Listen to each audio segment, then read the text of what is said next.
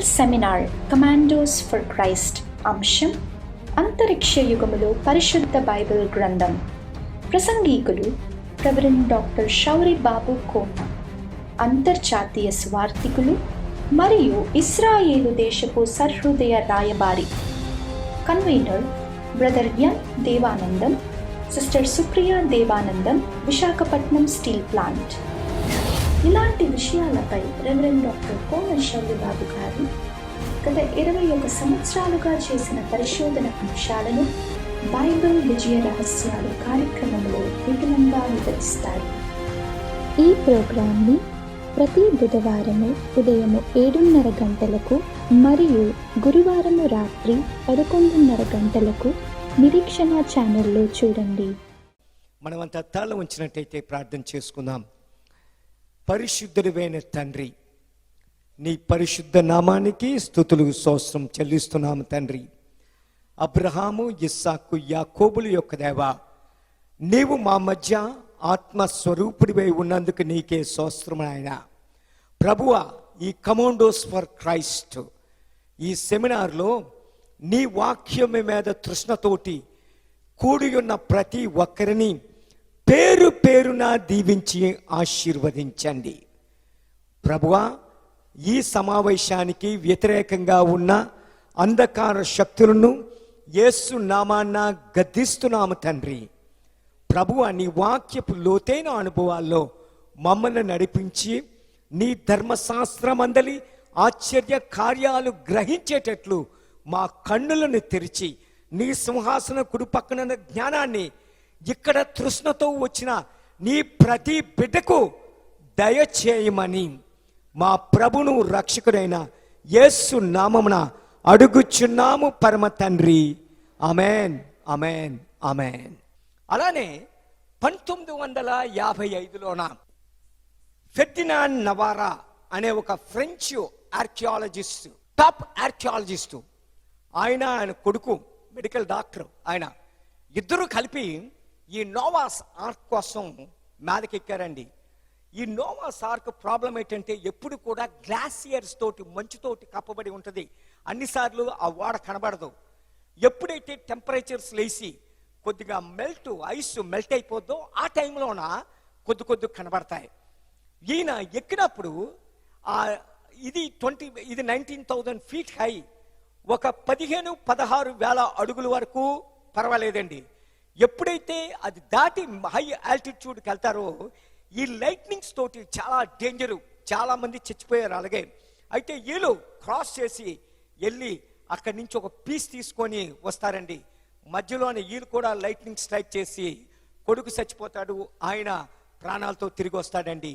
అప్పటి నుంచి కూడా మొన్న రీసెంట్గా 85లో అమెరికన్, ఆస్ట్రేలియన్ 2 ఆర్కియాలజికల్ బృందాలు ఆ ఆర్క్ కోసం మీదకు వెళ్ళడానికి ప్రయత్నించాయి.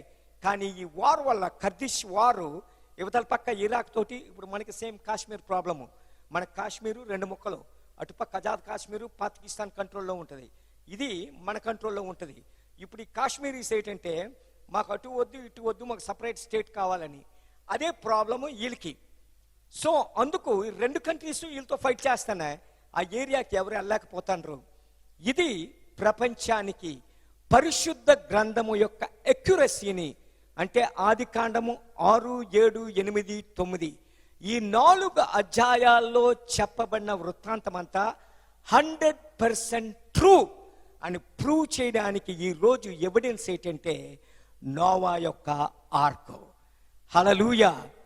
అంటే హ్యూమన్ రేస్ని సేవ్ చేయడానికి దేవుడు నోవా కుటుంబాన్ని వాడుకునే దీనికి దేవుడు తయారు చేయమన్నది. ఇప్పుడు నోవాకి దేవుడు ఏం చెప్తారంటే ఆ ఆర్క్కి కుడి పక్కన ఒక డోర్ ఓపెన్ చేయమంటారు. ఆ డోర్లో నుంచే ఈ యానిమల్స్ అన్నీ లోనకి వెళ్తాయి. ఏ జంతువు అయితే ఆ డోర్ గుండా వెళ్ళాయో తర్వాత అవన్నీ రక్షించబడ్డాయి. అలాగే తండ్రి అయిన దేవుడు తన కుమారుడు సిలువలో మరణిస్తున్నప్పుడు అతని కుడి పక్కన 3-4 రిబ్స్కి మధ్యలోన ఒక లొంగీనియస్ అనే సైనికుడు 8 అడుగుల పొడుగున్న బల్లెముతోటి ఒక డోర్ ఓపెన్ చేస్తాడు సైడ్న. ఆయన రక్తం, నీరు అందులో నుంచే ప్రవేశించి ఆ హార్ట్కి వెళ్ళి తగలగానే పెరికార్డియం ఫ్లూయిడ్ రక్తంతో కలిసిపోయి ఆయనకి పడుతుంది. ఎవరైతే ఆ ద్వారం గుండా ఆయన హృదయం దగ్గరకు ప్రవేశిస్తారో వారే రక్షించబడతారండి. ప్రేమైన సహోదరి సహోదరులారా, ఇక్కడ పరిశుద్ధ గ్రంథములో చెప్పిన ప్రతి వృత్తాంతము 100% ట్రూ అని ఈరోజు ఆర్కియాలజీ ప్రూవ్ చేస్తుందండి. అలానే మనము 10వ అధ్యాయంకి వచ్చేసరికి మనకి ఫ్లడ్ తర్వాత కాంటినెంట్స్ ఫార్మేషన్. యాక్చువల్గా 1915లో ఒక జర్మన్ ఆర్కియాలజిస్టు ఆల్ఫ్రెడ్ వెగ్నర్, ఈ ఆల్ఫ్రెడ్ వెగ్నర్ చెప్పింది ఏంటంటే, ఈ భూమి మొట్టమొదట ఇట్స్ నాట్ ఎ కాంటినెంట్స్, ఒక సాలిడ్ రాక్ మొత్తం అంతానా. అందుకే మనకి ఆదికాండం 1:1లోన దేవుడు ఆదియందు భూమి ఆకాశాలను సృజించెను, భూమి నిరాకారముగాను శూన్యముగా ఉండి దేవుని ఆత్మ అగాధ జలముల మీద ఇదవుతుంది. దేవుడు వెలుగు కమ్మన పలగ్గా వెలుగు కలుగును. తర్వాత ఈ జలాల్ని సపరేట్ చేసినప్పుడు అది సాలిడ్ భూమి ఏర్పడింది. అయితే ఈ భూమి ఫ్లడ్ తర్వాత కాంటినెంటల్ ఫామ్లో ఫామ్ అయినట్టు, ఆ కాంటినెంట్స్ డ్రిఫ్ట్ అవుతున్నట్టు కనుగొన్నది 1915లోన ఈ ఆల్ఫ్రెడ్ వెగ్నర్. మనము 11వ అధ్యాయం వచ్చేసరికి మనకి కనిపించేది ఏంటంటే, ఆ 1 నుంచి 10 వచనాల్లోన నోవా యొక్క కుమారులు హాము, షేము, జఫెత్. ఈరోజు మనం ప్రపంచ దేశాల్లోన సుమారు 220 దేశాల్లోన మొత్తం భూలోకం మీద 730 కోట్ల జనాభా ఉందంటే, ఇదంతా కూడా వాళ్ళు ట్రేస్ చేసేది ఏంటంటే it comes from single chromosome అని. ఒకే రేస్ నుంచి, ఒకే వ్యక్తి నుంచి ఇది పుట్టినట్టు ఈరోజు ఆ డిఎన్ఏ మ్యాపింగ్ కనుక్కొని చెప్తున్నారు. 2000లో ఇది పెద్ద సెన్సేషన్ అండి. ఇప్పుడు ఈ హాము, సేము, జఫేతు, హామ్ సంతతి అంతా ఆఫ్రికా కాంటినెంట్, సేమ్ సంతతి అంతా కూడా ఈ మిడిల్ ఈస్టు, సౌత్ ఆసియా, ఈ పసిఫిక్ బెల్ట్ అంతా కూడా షేమ్ సంతతి. జఫేతిక్ జనరేషన్ అంతా కూడా నార్థన్ యూరోపు, ఆ రష్యన్ బెల్టు, యూరోప్ అంతా కూడా జఫేతిక్ రేస్ అన్నమాట. ఈ ముగ్గురు నుంచే ఈ హ్యూమన్ రేసు సపరేట్ అవుతుంది. ఇప్పుడు వీళ్ళందరూ కూడా సీనార్ అనే ప్రాంతంలోనంటే, ఇప్పుడు బాగ్దాద్కి, ఇరాక్ క్యాపిటల్ బాగ్దాద్కి 70 కిలోమీటర్ల సౌత్లోన సీనార్ అనే మైదానం అండి. అక్కడే మొట్టమొదటిగా మానవుడు ఆకాశము దేవుణ్ణి చేరడానికి హైయెస్ట్ టవర్ కట్టింది బాబెల్ గోపురం. ఈరోజు ప్రపంచానికి బిగ్గెస్ట్ టవర్ బార్జల్ ఖలీఫా దుబాయ్లో ఉన్నది. 160 ఫ్లోర్లు ఎత్తండి. ఇప్పుడు మనకి పరిశుద్ధ గ్రంథములో చెప్పేది మొట్టమొదటి హ్యూమన్ కన్స్ట్రక్షను 1000 సంవత్సరాల క్రితమే దేవుణ్ణి చేరడానికి కట్టిన ఆ టవరు. ఆ టవర్ మీదే అది కడుతున్నప్పుడే భాషలు మారినట్టు మనకు చెప్తుంది. ఇంతకు ముందంతా ఒకే భాష ఉండేదని. అయితే దేవుడు భాషలను తారుమారు చేసింది. అంటే ఈరోజు లోకములోన 6300 భాషలు ఈ లోకములో ఉండడానికి కారణం ఆ బాబేల్ టవరే. ఎగ్జాంపుల్, సింపుల్ ఎగ్జాంపుల్ ఏంటంటే, ఇప్పుడు రష్యా మాట్లాడిన వాళ్ళంతా Russian language one side, Germany అంతా వన్ సైడ్, ఇంగ్లీష్ అంతా ఒక సైడ్, మన భారతదేశంలోన తెలుగు మాట్లాడిన వాళ్ళంతా ఒక సైడ్, తమిళ్ ఒక సైడు, మలయాళం ఒక సైడు, కర్ణాటక ఒక సైడు, ఒరియా ఒక సైడు, బెంగాల్ ఒక సైడు.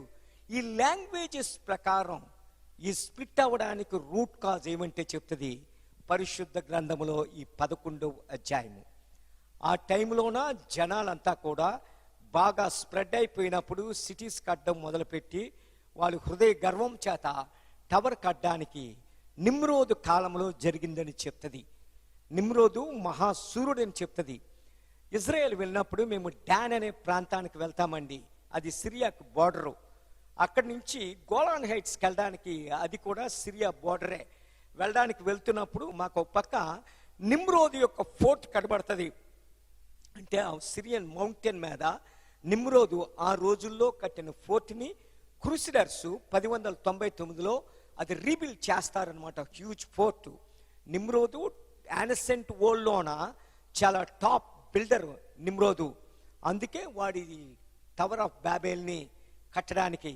అయితే నెబుకద్నెజరు ప్రపంచానికి సూపర్ పవర్ కింగ్గా వచ్చినప్పుడు, ప్రపంచానికి 3వ సూపర్ పవర్ కింగ్ అంటే లోకం పుట్టిన దగ్గర నుంచి 7 రాజ్యాలు లోకాన్ని అంతటినీ వేలాయండి. మొట్టమొదటిది అషీరియన్లు, నిమ్రోదు కాలంలో, ఆ రోజుల్లో తెలిసిన యానసెంట్ వరల్డ్. రెండవది ఈజిప్షియన్ ఫారోస్, 31 డైనాసిటీస్ ఫారోలు. ప్రపంచంలో ఉన్న పురాతన 7 వింతల్లోన 2 ఈజిప్ట్లోనే ఉన్నాయండి. పార్థోస్ లైట్ హౌస్, అది మెడిటరేనియన్ సీలో సెంటర్లో ఉంటుంది. ఆ లైట్ హౌస్ని 1985లోన ఫ్రెంచ్ ఆర్కియాలజిస్టులు పీస్ బై పీస్ పైకి తీశారు. ప్రపంచానికి ఓల్డెస్ట్ లైట్ హౌస్ అనమాట అది. మోస్ట్ మ్యాగ్నిఫిసెంట్ వరల్డ్ వండర్ అది. ఈజిప్షియన్ పిరమిడ్స్ ఫారోలు కట్టింది. మొదటి వండరు అదే, ఇప్పటి వరకు నిలిచి ఉన్న యానసెంట్ వండరు అదే.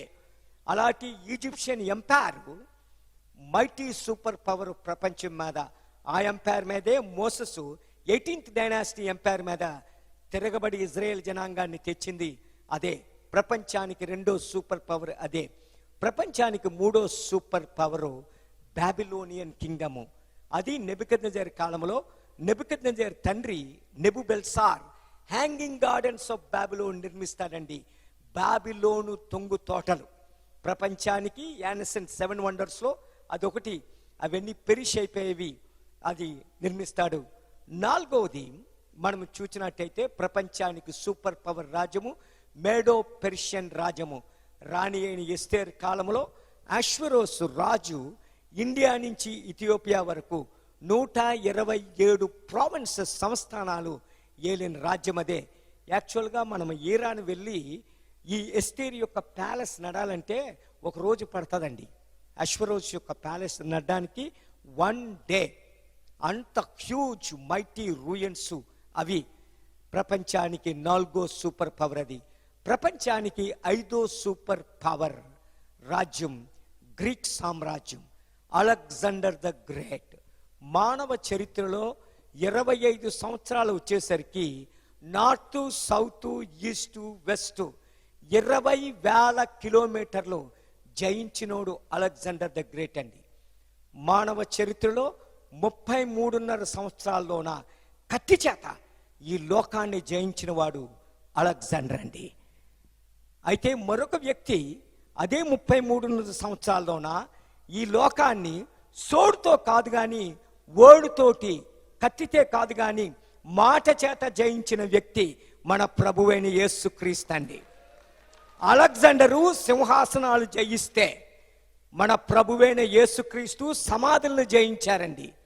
ఆ గ్రీకు బతుకున్న వాళ్ళని చంపితే ఈ యూదుడు చనిపోయిన వారికి జీవాన్ని ఇచ్చారండి. అలెగ్జాండరు ఇండియా వచ్చినప్పుడు ఏడ్చాడండి, ఇంకా రాజ్యాలు లేవా జయించడానికి. అలెగ్జాండర్ చేసిన ఒకే ఒక బ్లండర్ మిస్టేక్ ఏంటంటే, ఇండియాలోన ఇండియన్ ఎలిఫెంట్స్ని అండర్ ఎస్టిమేట్ చేశాడు. ఈడు అనుకున్నాడు గ్రీక్ గుర్రాలు టాప్ సుపీరియర్ అనుకున్నాడు. అయితే మన ఇండియన్ ఎలిఫెంట్స్ ఒక్కొక్క గుర్రాన్ని తొండంతో చేసి కిందకేసి కుట్టిసేయండి. ఆ దెబ్బతో అలెగ్జాండర్ ట్రీటీ చేసుకొని బ్యాక్ వెళ్ళిపోతాడు. అయితే ఆ పర్షియా, ఇరాన్ వెళ్ళి డైరీస్ III ఎంపైర్ని నాశనం చేసి పారేస్తాడు. ఇరాక్ వస్తాడు. బాబిలోను వచ్చేసరికి అలెగ్జాండర్కి విషజ్వరం. అయితే అలెగ్జాండర్ జీవిత సత్యాన్ని ఎప్పుడు తెలుసా నేర్చుకున్నాడండి? చచ్చిపోయే ముందు. ఈ లోకంలోన అంత ఆరోగ్యం బ్రహ్మాండంగా ఉండి, ఆస్తి అంతస్తులు అన్ని డిగ్నిటీలు భోగాలు ఉన్నప్పుడు దేవుడిని నమ్మమంటే ఎవరికి ఇది ఉండదండి. ఆడికి సరైన క్యాన్సర్ కొట్టి డాక్టర్ నువ్వు 4 రోజుల్లో చచ్చిపోతావంటే అప్పుడు బోధపడుతుంది ఏట్రా ఇదని. హ్యూమన్ లైఫ్ యొక్క అర్థం ఏటని బోధపడుతుంది. అలెగ్జాండర్కి బోధపడింది అప్పుడే. అలెగ్జాండర్కి ఒరిజినల్గా మన ఇండియాలో నుండి వార్లోన ఒక బాణం దిగిపోద్ది. ఆ రోజుల్లోనూ గ్రీక్ డాక్టర్లు ప్రపంచానికి టాప్ సర్జన్స్. దాన్ని తీయడానికని గ్రీక్ డాక్టర్స్ వచ్చి ఒక ఇన్స్ట్రుమెంట్ ఒకటి కనిపెట్టి ఆ బాణాన్ని పైకి తీస్తారండి. అది హీల్ అయినా దాంతో ఇన్ఫెక్షన్స్ మొదలయ్యి అలెగ్జాండరు భయంకరమైన జ్వరం వచ్చేస్తుంది. అప్పుడు తన 4 జనరల్ని పిలుస్తాడు. సెల్యూకస్, కసెండర్, పోటోలెమి, లేచి మ్యాచెస్. ఈ నలుగురిని పిలిచి ఏమంటే చెప్తాడు, నేను చచ్చిపోతున్నాను. డాక్టర్సు చెప్పేశారు నువ్వు చచ్చిపోతావని. నేను చచ్చిపోయినప్పుడు నా శవపెట్టికి రెండు పక్కల 2 రంధ్రాలు చేసి నా 2 చేతులు పైకి పెట్టి నన్ను తీసుకెళ్ళాల అన్నప్పుడు ఆ నలుగురు జనరల్ అంటారు, you are the only emperor of the world. ప్రపంచానికి ఏకచక్రాధిపతివి నేను. అలా తీసుకెళ్తే అవమానం. అలెగ్జాండర్ అంటాడు, నన్ను తీసుకెళ్ళవలసింది. అలాగే వీళ్ళందరూ కూడా క్వశ్చన్ చేస్తారు, ఎందుకు నిన్ను అలాగే తీసుకెళ్లాలని. అప్పుడు చెప్తాడు Alexander, let the whole world know Alexander the Great conquer the whole world going with a empty hand. ప్రపంచమంతా తెలుసుకోవాలి, అలెగ్జాండరు లోకానంతా జయించాడు కానీ ఒట్టి చేతులతో వెళ్ళిపోతున్నాడు అన్న సత్యము తెలుసుకోవాలి. కాబట్టి నేను నా 2 చేతులు పైకి పెట్టి నన్ను తీసుకెళ్ళమంటాడు. నేను అలెగ్జాండర్ సమాధి దగ్గరికి వెళ్ళానండి. ఈజిప్ట్లో అండర్ గ్రౌండ్లో ఉంటుంది. అలెగ్జాండ్రియా పట్టణం కట్టబడింది ఆయన పేరుతోటే. అయితే అక్కడికి వెళ్తే కళ్ళ నీళ్ళు వస్తాయి. ప్రపంచాన్ని జయించిన మహావీరుడు సొంత ఇంటికి కూడా వెళ్ళలేకపోతాడు. ఇక్కడ ప్రపంచానికి 5వ సూపర్ పవర్ రాజ్యము అలెగ్జాండర్ సామ్రాజ్యం. ప్రపంచానికి 6వ సూపర్ పవర్ రాజ్యం రోమన్ సామ్రాజ్యం. అమెరికా 100 సంవత్సరాల సూపర్ పవర్ అయితే రోమ్ 1000 years సూపర్ పవర్. లోకానికి Roman architecture, Roman law, Roman civilisation, glory of the human race. Rome mighty power on the earth. Roman ships, Roman roads connects to the every known part of the world. అలాంటి mighty Rome చేసిన single తప్పేంటంటే నజరేయుడైన వడ్రంగిని 2 దొంగల మధ్య సిలువలో వేసి కొట్టడమే. ఆ నజరేయుడైన వడ్రంగి రోమన్ సామ్రాజ్యాన్ని 100 సంవత్సరాల్లో తలకిందులు చేసి క్రైస్తవ రాజ్యాలుగా మార్చేశారండి. హల్లెలూయా.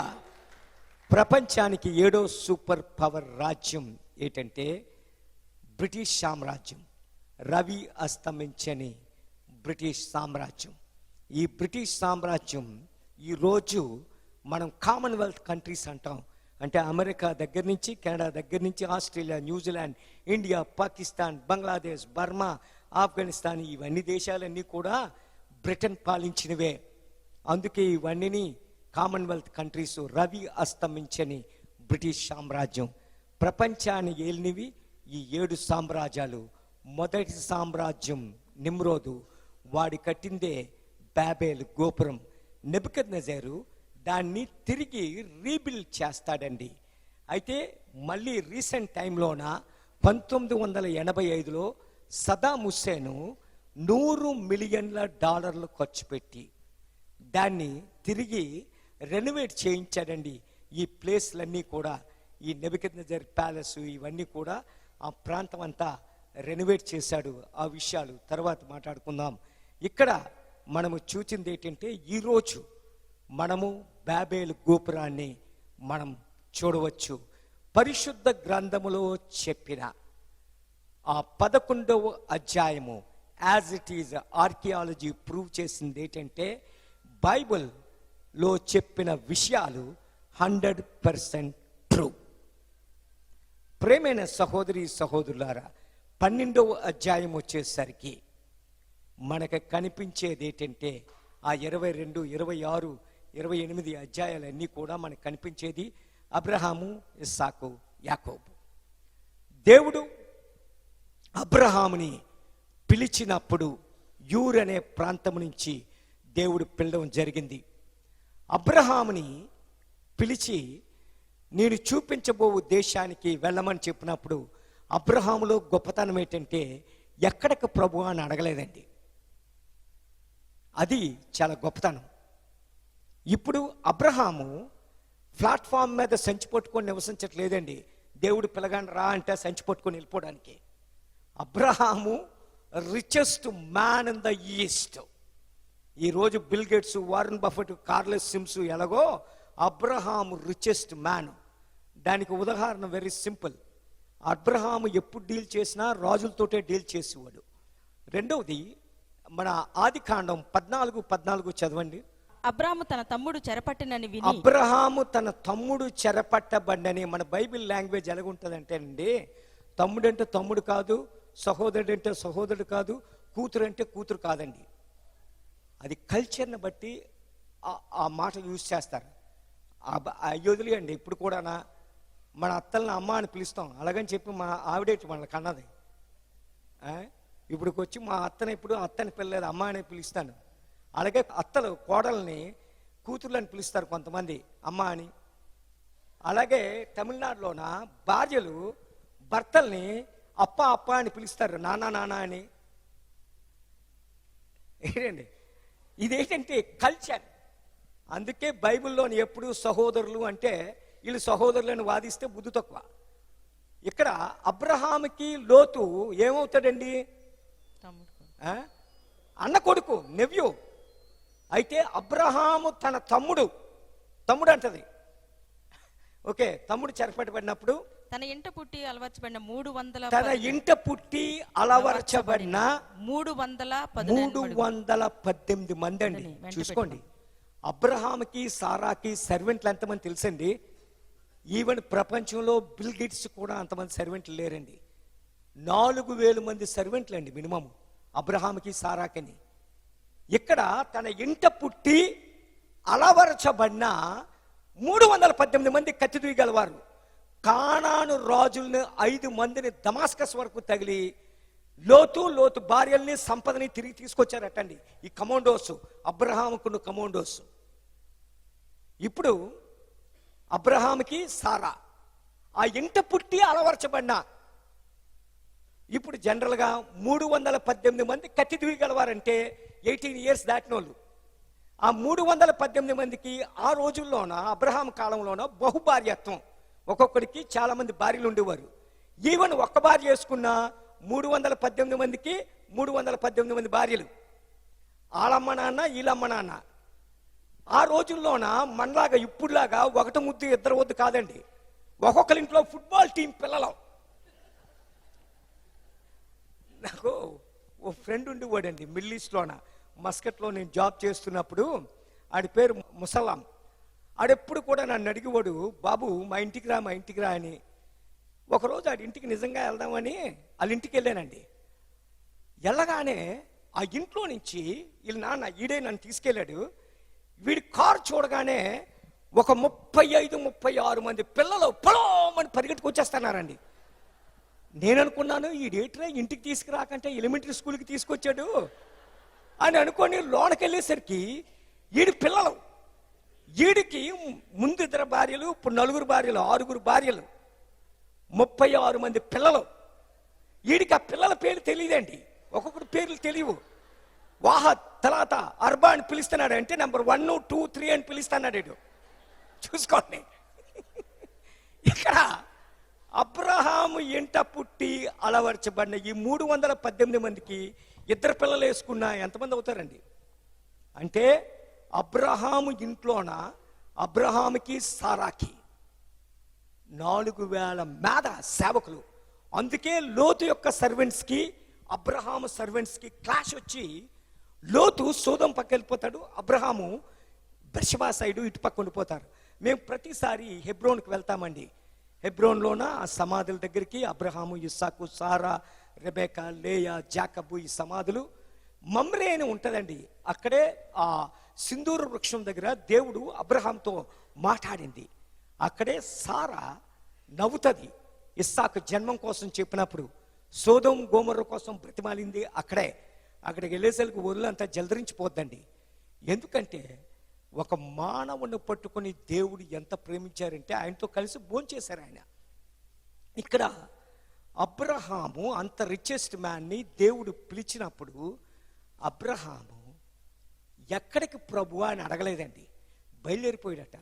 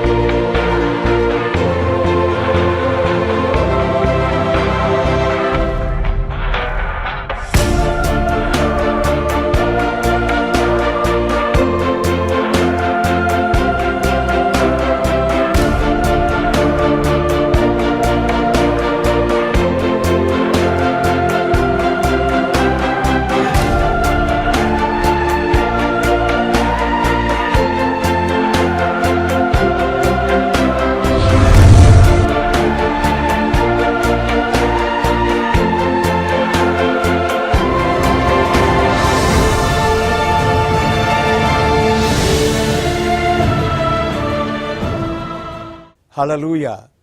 ఈ లోకములో మనకి 3800 పట్టణాలు ఉన్నాయి.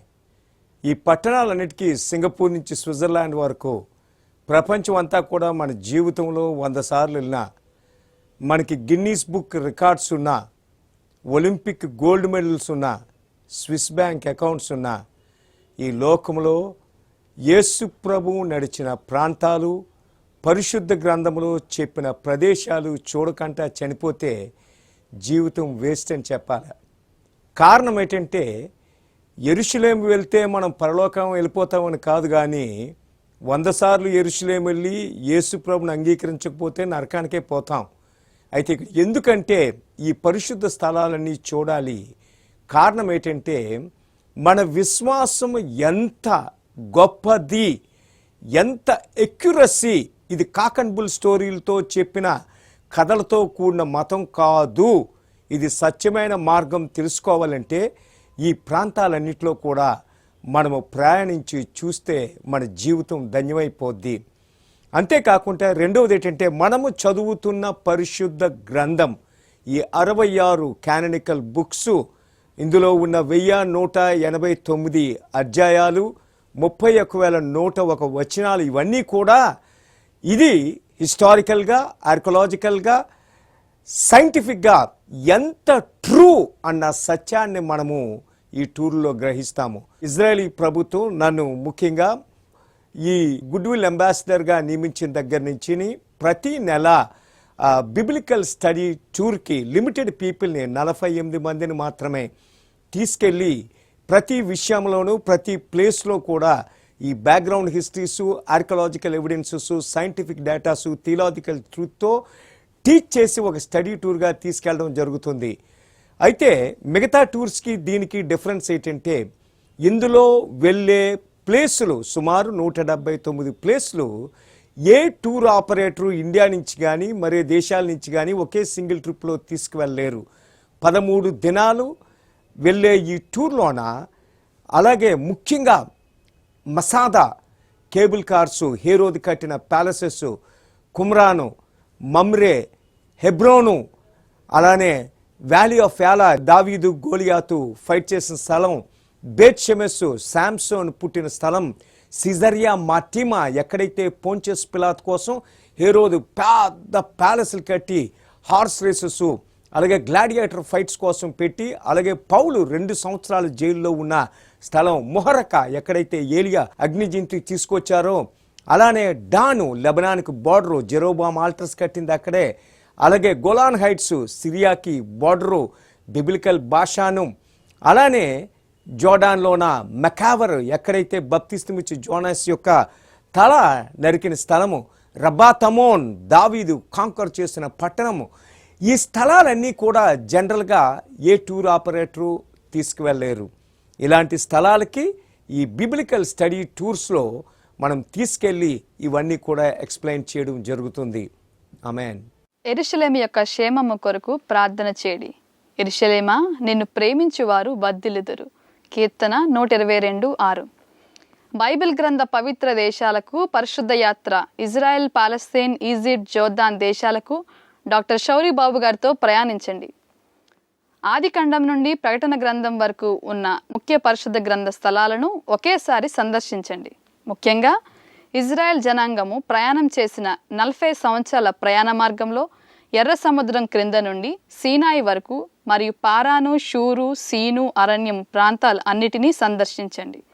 యేసుప్రభు అడుగుజాడల్లో నడిచి గొప్ప ఆత్మీయ అనుభూతిని పొందండి. భారతదేశంలోని కానీ లేక ఏ దేశం నుండి కూడా ఏ టూర్ ఆపరేటర్లు కూడా తీసుకువెళ్ళని ప్రాంతాలు Hebron, Mamre, Masada, Ein Gedi, valley of Elah, Muhraka, Beth Shemesh, బెర్షిన్, Har Megiddo, Dan, Golan Heights, Abu Gosh, Mukawir, Rabbath Ammon, Caesarea Philippi, Caesarea Maritima మరియు అనేకమైన బైబిల్ ప్రదేశాలను Bethlehem, Nazareth, Jerusalem, Jericho, Bethany, Ein Karem, Cana, Tabor, గలిలీలతో పాటు సందర్శిస్తారు.